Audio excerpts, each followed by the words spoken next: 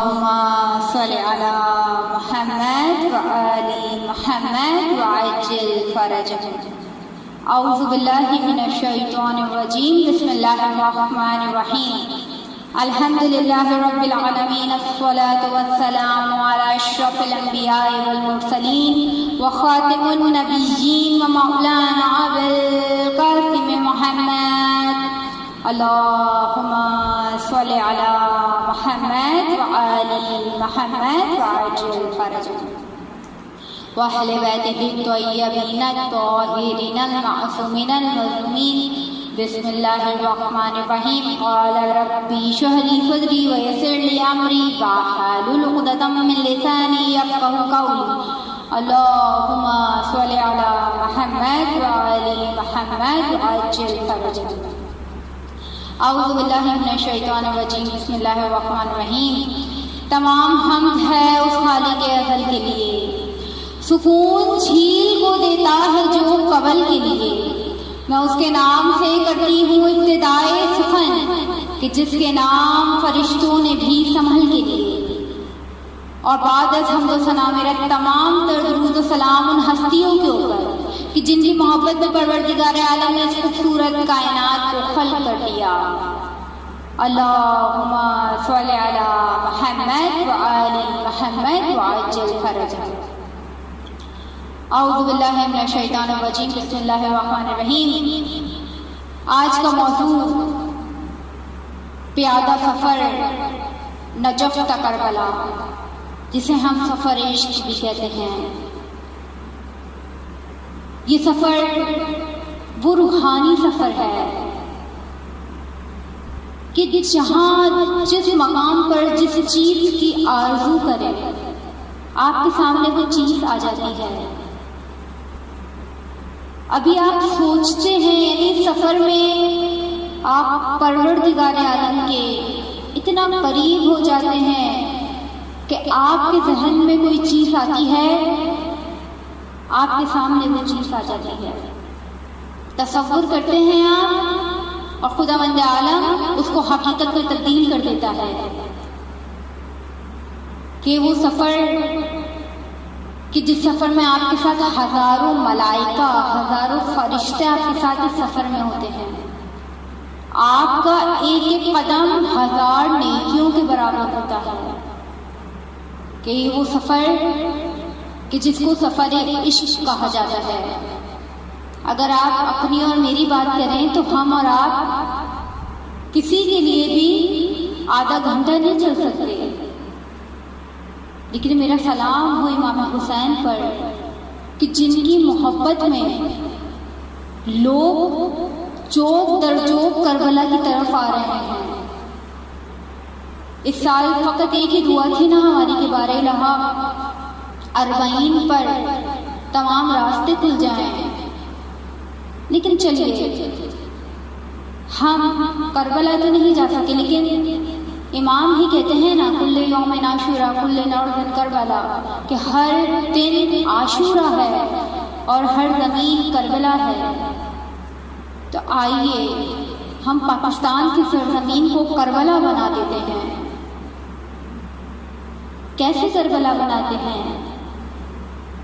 کہ وہ زمین کہ جہاں پر تمام شیعان حیدر کرار ایک وقت میں ایک جگہ پر ایک وقت ایک ساتھ چل رہے ہیں. ہم نے اپنی مرکزیت نہیں توڑنی، ہمیں ایک پلیٹ فارم سے جانا ہے. جلوس ہے کیا ہم نے کبھی سوچا ہے کہ ہم 40 پہ جمع کیوں ہوتے ہیں؟ ہم عاشورہ پہ جمع کیوں ہوتے ہیں؟ ہم نجف سے کربلا سفر کیوں کر رہے ہوتے ہیں؟ اصل میں ہم ظلم کے خلاف احتجاج کر رہے ہوتے ہیں، ہم ظالم پہ احتجاج کر رہے ہوتے ہیں. یہ وہ روحانی سفر ہے جس میں ہمارے ساتھ تمام انبیاء، تمام ملائکہ موجود ہیں. یہ وہ روحانی سفر ہے کہ جس میں اگر ہم کسی چیز کی آرزو کریں تو وہ چیز ہمارے سامنے آ جاتی ہے. لیکن بہت افسوس کے ساتھ کہتی ہوں ہم اس مقام پر اپنے وقت کے ایمان کی آرزو نہیں کرتے کہ بارے الہ ہمیں وقت کے ایمان سے ملاقات ہو جائے. ہم نہیں سوچتے وہ سرزمین کہ جہاں پر جگہ جگہ خون بکھرا ہوا ہے، وہاں پر ہم چیزوں کی آرزو میں ہوتے ہیں، وہاں پر ہم کھانوں پہ لڑ رہے ہوتے ہیں، جھگڑ رہے ہوتے ہیں. عزاداران ایمان، کہ ہم نے مقصد کربلا فقط کھانا پینا بنا لیا ہے؟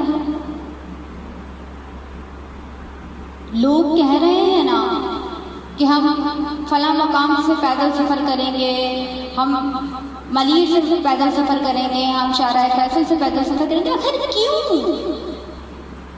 جب ہمارے علماء کہہ رہے ہیں کہ اپنی مرکزیت نہیں توڑو، ایک پلیٹ فارم سے آ کر احتجاج کرو. ٹکڑوں میں بٹ گئے تو ہمیشہ بٹے رہو گے. ایک جگہ آؤ، اتحاد کی صورت بناؤ، پھر ان کے خلاف احتجاج کرو نا. عزاداران ایمان، ہم کہاں کھڑے ہیں؟ کیا ہم اس وقت اس مقام پہ کھڑے ہوئے ہیں کہ ہمیں سفر عشق کا مطلب ہی نہیں پتا؟ ہم چلے جا رہے ہیں، ہمیں نہیں پتا ہم کیوں چل رہے ہیں. ہم کسی کے لیے آدھا گھنٹہ نہیں چل سکتے. یہ امام حسین کی محبت ہے کہ 3 دن لگاتار نہ کھانے کا ہوش ہوتا ہے، نہ آرام کا ہوش ہوتا ہے. ہم فقط سفر کیے جا رہے ہیں. آخر کیا بات ہے امام حسین کی؟ ہم نے حسین سے کیا سیکھا؟ حسین نے ہمیں کیا سکھایا؟ عزاداران ایمان، کربلا کی سرزمین بہت چھوٹی سرزمین ہے، بہت بڑا رقبہ نہیں ہے. اگر آپ حج کے موقع پر دیکھیں تو وہاں پر بھی لمٹ قرار دی جاتی ہے کہ صرف اتنے لوگ آ سکتے ہیں اور اتنے لوگ نہیں آ سکتے. لیکن واحد کربلا وہ زمین ہے کہ جتنے لوگ آ جائیں اس چھوٹی سی سرزمین پر سما جاتے ہیں. کیا یہ معجزہ نہیں ہے حسین کا؟ کیا یہ کسی معجزے سے کم ہے کہ جتنے لوگ آ رہے ہیں اتنے لوگ اس کربلا کی زمین پر سما رہے ہیں؟ عزاداران ایمان، لیکن اس کربلا کی سرزمین پر ہم نے کبھی اپنے وقت کے امام کو نہیں ڈھونڈا.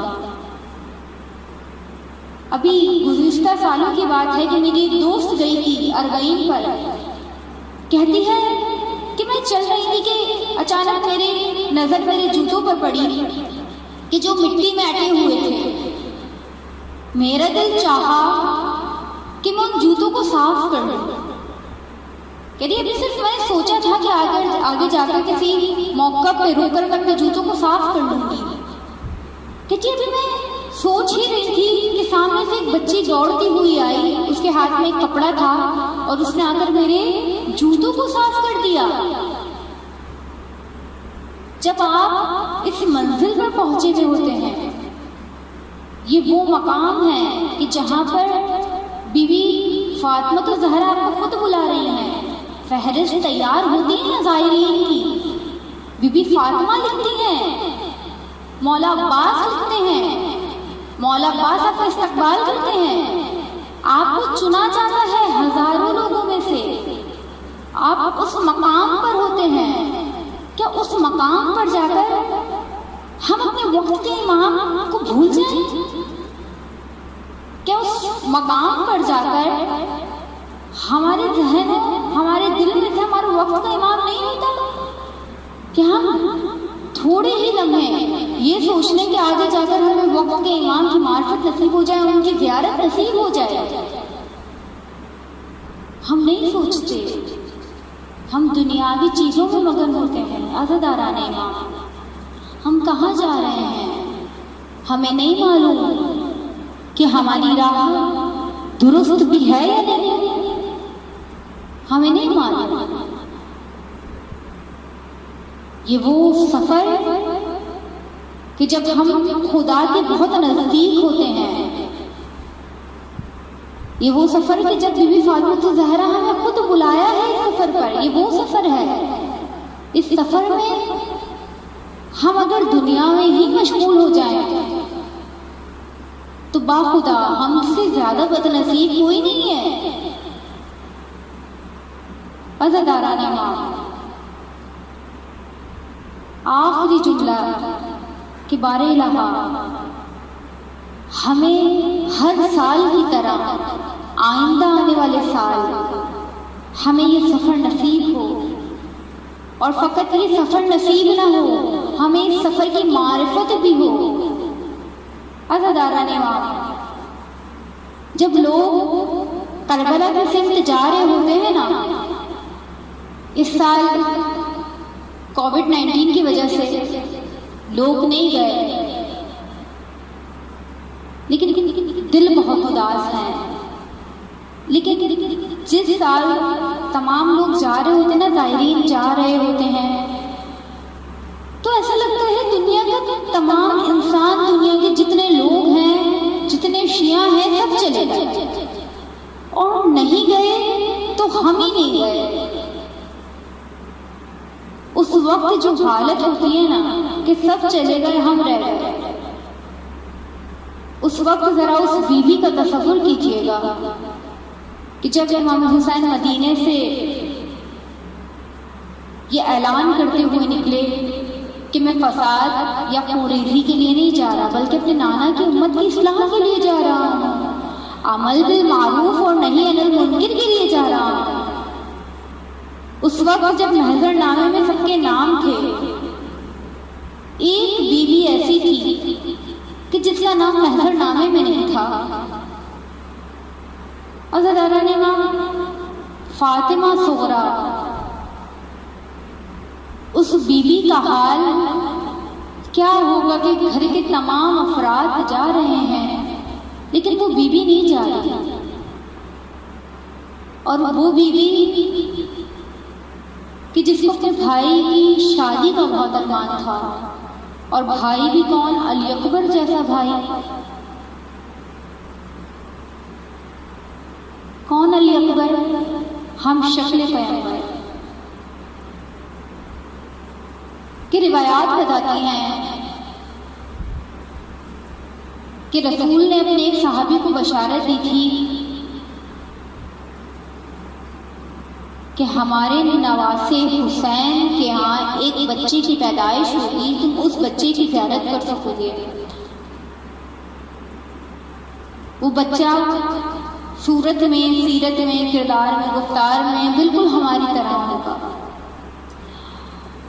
عزاداران امام، 11 شعبان کو علی اکبر کی ولادت ہوئی ہے۔ روایات بتاتی ہیں اس دن حسین نے اتنی خیرات بانٹی، اتنی خیرات بانٹی، اتنی خیرات بانٹی کہ روایات میں کہیں نہیں ملتا کہ حسین نے اتنی خیرات پھر کبھی بانٹی تھی۔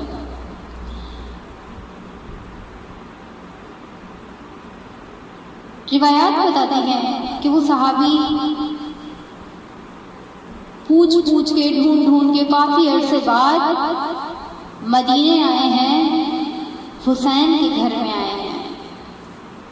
بتایا کہ آپ کے نانا جان نے مجھے ایسے ایسے بشارت دی تھی کہ میں اس بچے کی زیارت کر سکوں گا۔ امام حسین نے علی اکبر کو بلایا ہے۔ علی اکبر آئے ہیں، بہت کم سن ہیں، بہت چھوٹے ہیں۔ وہ شخص کبھی علی اکبر کی بالوں کی طرف دیکھتا ہے، زلفوں کی طرف دیکھتا ہے، کبھی پیشانی کی طرف دیکھتا ہے، کبھی آنکھیں دیکھتا ہے، کبھی ہاتھوں کی جانب دیکھتا ہے۔ وہ علی اکبر میں بالکل مگن ہو جاتا ہے۔ علی اکبر اس شخص کو دیکھ رہے ہیں، اشارے سے بابا کو بلایا۔ بابا کے کان میں 2 جملے گئے ہیں، بابا اگر اس شخص نے میری زیارت کر لی ہو تو کیا میں اندر جاؤں؟ میری پھوپھی نے میری پرورش، میری تربیت آبا کے دامن کے سائے میں کی ہے، مجھے یہ دھوپ کی شدت برداشت نہیں ہو رہی۔ عزاداران امام، وہی علی اکبر ہے 18 سال کا علی اکبر، 18 برس کا علی اکبر کربلا کے میدان میں کھڑا ہے.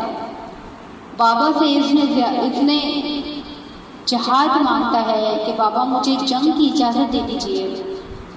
عزاداران امام، ہم پیدل سفر کرتے ہیں نا، ظالم کو للکارتے ہوئے جاتے ہیں، لعنت کرتے ہوئے جاتے ہیں. عزاداران امام، یہ وہی سفر ہے کہ جو بیویوں نے کیا ہے، جو زینب نے کیا ہے. کیسے کس انداز سے کیا ہے کہ نوک نیزہ پر بھائی کا سر ہے، نوک نیزہ پر بھتیجے کا سر ہے، علی اکبر کا سر ہے. عزاداران امام، اگر بیٹا رات میں گھر دیر سے آ جائے نا تو ماں جب تک نہیں سوتے جب تک بیٹے کو نہ دیکھے. عزاداران امام، ذرا کربلا کی ماؤں کی طرف دیکھیں. بیٹا بھی وہ بیٹا جو ہم شکل پیغمبر ہے، سر نوک نیزہ پر ہے. مجھے نہیں پتا بی بی ام لیلہ نے کس طرح سے شام و کوفہ کا سفر طے کیا ہوگا. مجھے نہیں پتا زینب کبریٰ نے جسے 18 سال پالا اسے نوک نیزہ پہ بلند ہو کر دیکھا تو کیسا لگا ہوگا. عزاداران امام، روایات ملتی ہیں کہ علی اکبر جب بابا کے پاس آئے ہیں، ماما حسین کے پاس آئے ہیں، بابا مجھے جنگ کی رضا دیجیے. ماما حسین نے کہا بیٹا ذرا اس ماں سے جا کر جنگ کی اجازت لے لے جس نے 18 سال پالا تھا. علی اکبر بی بی زینب کے خیمے میں آئے ہیں. روایات بتاتی ہیں کہ بی بی زینب سے جب بھی علی اکبر کوئی فرمائش کرتے تھے، جب کوئی خواہش اظہار کرتے تھے اپنی، تو وہ گھٹنوں کے بل بیٹھ جایا کرتے تھے. ابھی بھی علی اکبر گھٹنوں کے بل بیٹھ گئے ہیں. زینب کبریٰ کہتے ہیں علی اکبر آج پھوپھی بہت غریب ہے، کربلا کے میدان میں کچھ دے نہیں سکتی تمہیں. کہا پھوپھی اماں مجھے جنگ کی اجازت دیجیے. کہا علی اکبر کس طرح سے اجازت دوں، 18 سال پالا ہے تمہیں. عزاداران امام، علی اکبر کہتے ہیں پھوپھی اماں تصور کیجیے حشر کا میدان سجا ہوگا. دادی فاطمہ کہہ رہی ہوں کہ زینب تجھے علی اکبر عزیز تھا، میرا حسین عزیز نہیں تھا. عزاداران امام، علی اکبر کو جنگ کی اجازت دی گئی. بی بی ام لیلہ کے پاس آئے ہیں، جنگ کی اجازت طلب کرنے، جنگ کی اجازت ملی ہے. بابا کے پاس آئے ہیں. میرا امام کہتا ہے علی اکبر جب تم چھوٹے تھے نا تو مجھے بہت خواہش تھی کہ میں تمہارے دستار باندھوں. کبھی پھوپھی دستار باندھتی تھی، کبھی اماں دستار باندھتی تھی. مجھے ہمیشہ خواہش ہی رہ گئی کہ میں کبھی علی اکبر کے سر پر دستار باندھوں. عزاداران امام، علی اکبر گھٹنوں کے بل بیٹھ گئے. بابا آج آپ دستار باندھیے. عزاداران امام، میرا مولا دستار باندھتے جاتا ہے اور کہتا جاتا ہے انا للہ و انا الیہ راجعون. عزاداران امام، گھوڑے پر سوار کرایا ہے علی اکبر کو. یہاں بھی دعا کے لیے ہاتھ اٹھائیں. بار الہ، میں اس بیٹے کو، میں اس فرزند کو دشمنوں کی طرف بھیج رہا ہوں جو صورت میں، سیرت میں، کردار میں، گفتار میں تیرے نبی کے متشابہ ہے. میرا جب دل چاہتا تھا کہ میں اپنے نانا کی زیارت کروں، میں اس فرزند کی زیارت کر لیتا تھا. عزاداران امام، علی اکبر نے گھوڑے کو ایڑ لگائی ہے، میدان کی طرف جا رہے ہیں. کیا دیکھا پیچھے سے آواز آ رہی ہے. علی اکبر نے جو مڑ کر دیکھا ہے بابا پیچھے آ رہے ہیں. اپنے آپ کو گھوڑے سے گرا دیا، گھٹنوں کے بل بابا کے پاس آئے ہیں. بابا آپ نے تو مجھے اجازت دی تھی نا، تو پھر پیچھے کیوں تشریف لا رہے ہیں. میرے مولا دو جملے کہتے ہیں، کہتے ہیں علی اکبر تم نہیں جا رہے، میرا کلیجہ جا رہا ہے. علی اکبر کاش تم صاحب اولاد ہوتے. عزاداران امام، دوبارہ سوار کرا ہے علی اکبر کو. علی اکبر نے گھوڑے کو ایڑ دی ہے، کربلا کے میدان میں آئے ہیں. عزاداران امام، وہ شجاعت عجب کی ہے کہ دشمنوں کو علی یاد آ گئے کہ اعلان ہوا اس نوجوان کو چاروں طرف سے گھیر لیا جائے. علی اکبر کو چاروں طرف سے گھیر لیا گیا. کہیں سے تیر آئے، کہیں سے تبر آئے، کہیں سے نیزے آئے. عزاداران امام، علی اکبر گھوڑے پر سنبھل نہ سکے، زین سے زمین پر آئے ہیں. آواز دی بابا مدد کو آئیے. عزاداران امام،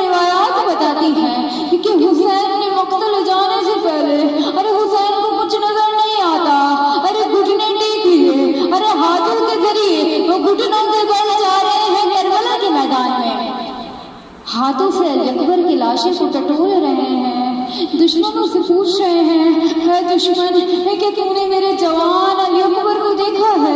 अज़ादारान इमाम रिवायात बताती हैं कि दुश्मनों को एक शरारत सूझी, दुश्मन दो ग्रोह में तकसीम हो गए। एक ग्रोह से आवाज आती थी, ए हुसैन तेरा अली अकबर यहाँ है। हुसैन उस सिमत चले जाते थे। दूसरी सिमत से आवाज आती थी, ए हुसैन तेरा अली अकबर तो यहाँ है। हुसैन उस सिमत चले जाते थे। हाथों की मदद से अली अकबर के लाशें को ढूंढ रहे हैं, दुश्मनों से पूछ रहे हैं, ए लोगों तुमने मेरे अली अकबर को कहीं देखा है क्या? अज़ादारान इमाम मुझे नहीं मालूम मेरा मौला किस तरह से अली अकबर की लाशों पर आया होगा। अज़ादारान इमाम किसी बाप को, ज़ईफ़ बाप को किसी कड़ियल जवान का लाशा न दिखाए। अली अकबर की लाशें पर आए हैं मेरा मौला। अली अकबर अपने हाथों से नेज़े की अनी को रोके हुए हैं। अज़ादारान इमाम ये वो वक्त था कि जब रसूल खुदा देख रहे थे, जब अली मुर्तज़ा देख रहे थे, जब फातिमा देख रही थी, जब हसन देख रहे थे। या अली मदद कह के जो नेज़े को बाहर निकाला है तो अली अकबर का कलेजा साथ निकल कर आ गया। अरे दो मकाम हैं जहाँ पर हुसैन ने बच्चों की मदद मांगी है। एक असगर का लाशा था कि जब हाथों पर था बच्चों को मदद के लिए बुलाया, बच्चों तुम कहाँ हो? अज़ादारान इमाम दूसरा लाशा अली अकबर का लाशा था कि जब मौला उठाना चाहते थे अली अकबर का लाशा नहीं उठता था।